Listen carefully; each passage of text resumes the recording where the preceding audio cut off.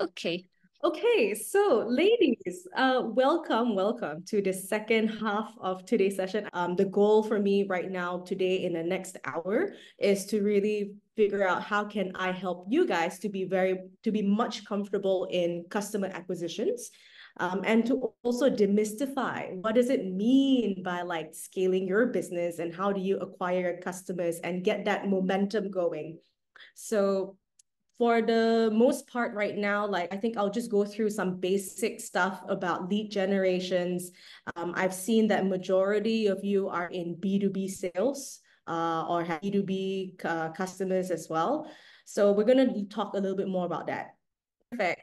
Okay, wonderful. Okay, so before I go into topic about like lead generations and all about B2B, for those of you who don't know me, I'm Lennise. I'm the CEO and co-founder of Borong. Formerly, we were known as Dropee. We are a B2B e-commerce enabler. We've been around for the last 7 years, and we focus a lot on working together with supply chain players like brands, distributors, and wholesalers to digitize their supply chain ecosystem so that they can serve the millions of mom and pop stores in Southeast Asia in a better, smarter, and cheaper way. So my background is that like I've been in tech for more than a decade actually. Like I first started my toes. I dipped my toes in this like tech industry, working for a venture capital company in Australia. We invest a lot in hard tech, medical tech as well, way back when. Before I came back to Malaysia, I worked for Yelp, and the rest was history. Like right after that, like I started like Borong, I started Dropee, and we scaled the businesses for the last 7 years up to that. Up to date, Borong, we facilitate and have transformed close to 200,000 businesses across Southeast Asia. We're currently operationally in Malaysia, Indonesia, and Singapore. We focus heavily on FMCG and FMB. And like today, I just want to share like a little bit more of like our story of how we actually have scaled our business to 200,000 like businesses up to date. And trust me, it wasn't easy at the very beginning, right? Like most of you at the very beginning, at the start, it was manual. It was like trying to figure out whether there's product market fit, whether are you creating a solution that people want, is that something people are willing to pay for. I mean, most importantly, like I think, and people don't really talk about this as often, right? Product market fit is actually means, are your customers willing to pay for your services, for your product? If they are not, then there's no product market fit. It just means that they're trying to get things for free, and that's not something that you want. That's not something sustainable. Okay, so I'm gonna do this. Okay, great. So today, of course, like, you guys can feel free to reach out to me post this session, connect me on LinkedIn, etc. But I think the goal here is that be very clear. Let this next hour to take key takeaways and learning lessons to help you generate more leads in the next 3 months. Because what's the point of like going into sessions and listening to talks if there's no ROI for your business? But most importantly is really getting used to what does it mean by customer acquisitions and all these concepts. And how do you choose what kind of frameworks that works well for your business? Okay. Now, for today, I want to go deeper before we talk about scale. I think at the stage majority of your businesses here, and I've taken a look at the list, right? Like I think let's deep dive into demystifying what does it mean by customer acquisitions. And during the Q&A, if you want to talk a little bit more, if you want me to talk a little bit more about scale and how do you build that sustainably, feel free to do so, okay? But for the sake of today's slides and like presentations, etc., it's all about customer acquisitions and leads. So what is customer acquisition? Like you guys know, customer is customer, and your acquisition means to acquire them. And I think many of us, we have like some sort of like good concept about this, but I think like mainly everyone talk about like Customer acquisition is about money, it's about growth, it's about channels, it's about like complex frameworks and solutions, and how can we build that, implement this from day one so that we can get all these revenues and customers in immediately. So I want to say that my version of customer acquisitions is a little bit, I'll break down into 6 concepts, 6 basic concepts that majority of you probably have heard of and known already. So the very first thing here is, I'm sure all of you have heard about personas and segmentations. Everyone's talked about, before you start, try to figure out who your target market is, who are your personas, make it very as clear as possible. To me, I'll just call it, just understand your customers, right? It's very simple. And when it comes to really understanding your customers, first and foremost, it is super duper important to the level of understanding your customers. It's way better for you to have 100 customers that really, really love your product and love your services than 1,000 customers who just like it, right? So that's why I would say, especially if you are at this phase where you're at the very beginning and you're trying to look for scale already, before you start implementing or spending marketing ads or hiring a team for it and go to market and start talking to many, many customers, really shortlist, like I think 30 to 50 customers is great, and really ask them everything and anything about all these unbiased, open-ended questions about their job, their problems. It's like as though you're trying to understand and talk to a friend, right? Here are some interview questions or questions that you can ask to try to understand a little bit more about your customers, right? From what do they do on a day-to-day basis? What is their emotional needs, emotional pains? Do they have a KPI or any motivating factor that you are coming in or you're trying to help them to solve? So for those of you, don't worry, these slides will be shared across after the session, so you can actually take a look at that and do all of this. But I think like at the very beginning, just be curious. Just be curious about your customers and really try to understand, like, who are they? At the end of the day, they're all human beings and they're trying to do their jobs and they're trying to hit their own KPIs. So the more you understand about them, the better. Okay. Next one. I'm sure every one of you had heard about channels, right? Online channels, offline channels, Facebook, TikTok, yada, yada, and everything. Now, before you go into all these complex kind of like channels and try to figure out what works for you, just really ask yourself, where are your customers hanging out? So like after you really got to know your customers by asking those questions, right? I think the most important thing here is that where are they hanging out? Are they hanging out majority online? Are they going on forums like Reddit and explore or Facebook community groups, or they go to a specific mamak store? Like for us, when we were when we started our business and we were looking for wholesaler and distributors, we actually like shopped and then parked ourselves in mamak stores where their salesperson would always have breakfast in the morning, etc. We would sit down there and just talk to them. And all you need to do is just befriend one person and they will refer you to other people to come on board as well. And of course, who will say no to free coffee, free tea, free roti canai that you can actually like, get them to come over and talk to you as well. So go figure out where your customers hang out. And then from there, like I think one of the best way here is that once you understand where your customers are hanging out, you can start reviewing and comparing your notes and the information that you've gathered with your competitors, especially if you're in a space where there's a lot of competition in there. Try to understand, where are these guys, where are your competitors hanging out as well? Because high likelihood, your customers are there as well. Okay.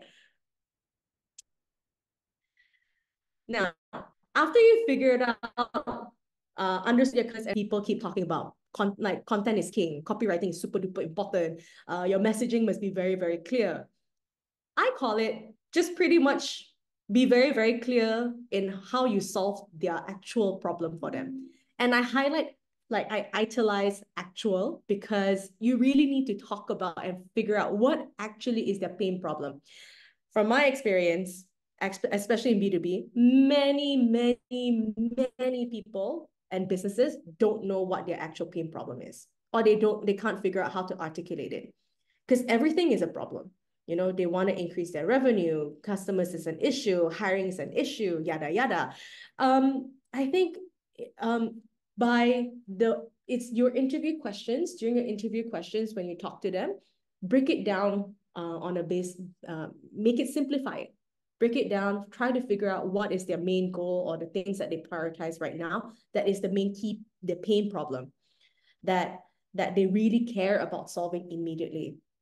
So all of us, especially for those of you who already have existing customers, you have talked to, I'm sure you have customers who says that I have 1,001 problems, but they're not actually taking much actions to solve them. So that's mainly because the problems are not painful enough. So it has to be something that's painful enough for them to take actions. And this is where you come in to help figure that out for them. And it takes multiple testings and iterations from it. Which goes to your fourth part. People talk about customer acquisition journey. I pretty much call it making the decision easy for them. So B2B, now most of us, like I think every one of you here, have created solutions that are trying to use digital tech, or whether it's e-commerce, smart tech, supply chain, like etc. Try to make it easy for them to automate their businesses to help them scale and grow. But the problem here is that when it comes to digital adoption, Southeast Asia, especially in Southeast Asia, we're not like the US. We're not like the China or even other like first world countries where the awareness and the digital product they understand and they're willing to test. And it's a product-led growth kind of market. In Southeast Asia, it's pretty much you still have to handhold them. You still have to educate them.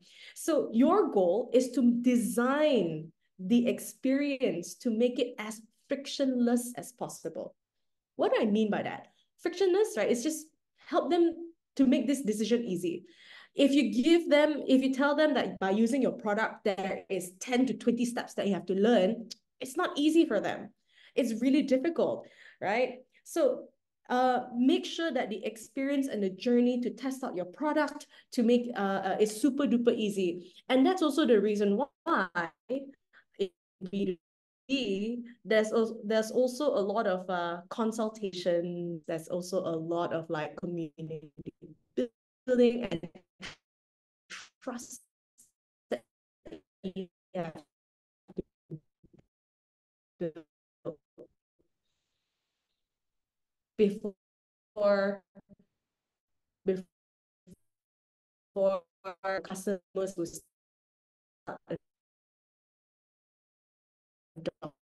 with existing customers. It's currently at the beginning, in the early stage, a lot of customers. We work that they are willing to refer to their friends, their families, their whoever else that they see fit, right, to come over and work together with us, because that's how B2B work. It's majority is about referrals, right? So don't waste your time spending like ads, etc. Focus on building that trust and credibility and building that relationships with your existing customers.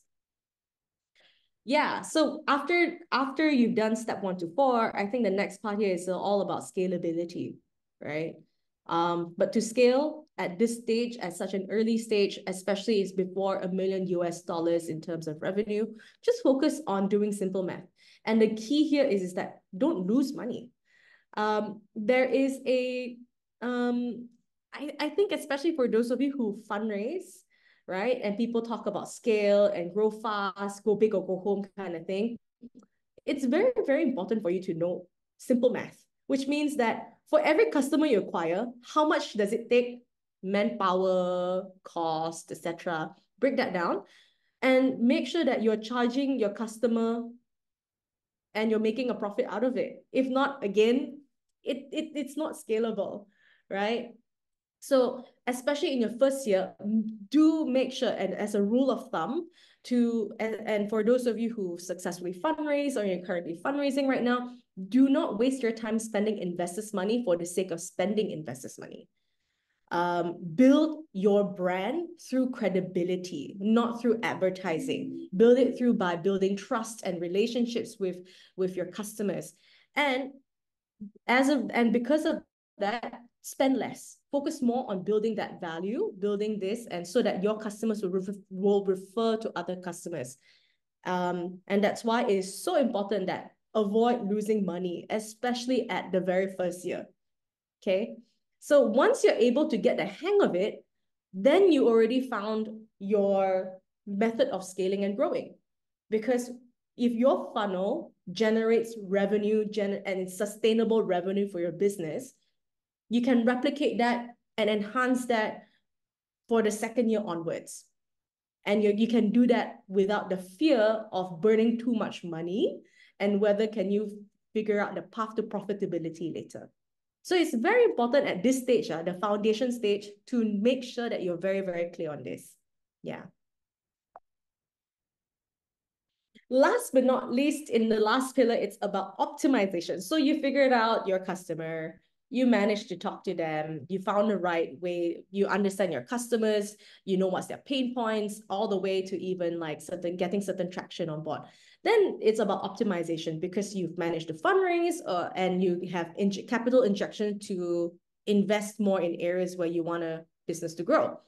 But here, when you have money, again, rule of thumb is don't spend money for the sake of spending. Spend money because you want to experiment. Okay, you found one way to actually scale and grow, but it's important that for the second part here is that when you have the capital, focus on experimenting to see what other channels can attract your customers to you in a sustainable way, right? So this focus and experimentations when you invest your capital in is to actually figure out for every dollar that you invest in your experiments, how much ROI does it give you? Is it profit making? Is it not profit making? Because you already have your foundation right. Because remember, step 1 to 5 is not about spending money. It's about building that credibility, building that relationship with your customers so that you can actually have a set of early adopters or early customers that love you. And you know that it's a sustainable revenue from that. But when you have capital already, then it's about really testing out what are the other areas where you can actually inject to actually grow more customers, more channels, more leads from that way. And you can see where this experimentation works. Yeah. And if all else fails, that's why you have your foundation, which is like, okay, you realize spending money doesn't make ROI, right? Then stop it because you have your foundation to focus on and just double down on that. Okay, so before I go into the next part of generating leads scalably, I just want to open it to the floor, right? How many of you already have existing customers in place or early adopters for your business and for your product? So after my slides and I share with you in terms of like, how do you build your business and what do you think about customer acquisitions